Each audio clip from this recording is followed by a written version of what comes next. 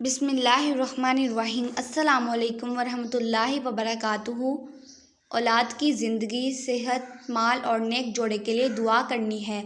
ذی الحج کی 7، 8، 9 اور 10 تاریخ کو خاص اولاد کے حق میں دعا مانگنی ہے، کیونکہ ان دنوں میں حضرت ابراہیم علیہ السلام نے اپنی اولاد کے لیے دعا مانگی تھی اور اللہ تبارک و تعالیٰ نے قبول فرمائی تھی۔ عزت میں برکت کے لیے دعا کرنی ہے، اولاد کے اچھے نصیب اور نیک جوڑے کے لیے دعا کرنی ہے۔ تمام ماں باپ یہ ضرور کریں۔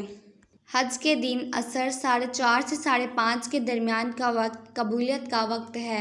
447 بار اللہم لبیک،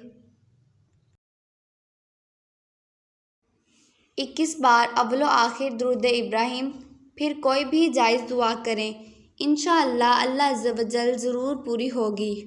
اس ویڈیو کو حج سے پہلے سب تک پہنچا دیں تاکہ اس مبارک دن میں سب کی دعا قبول ہو۔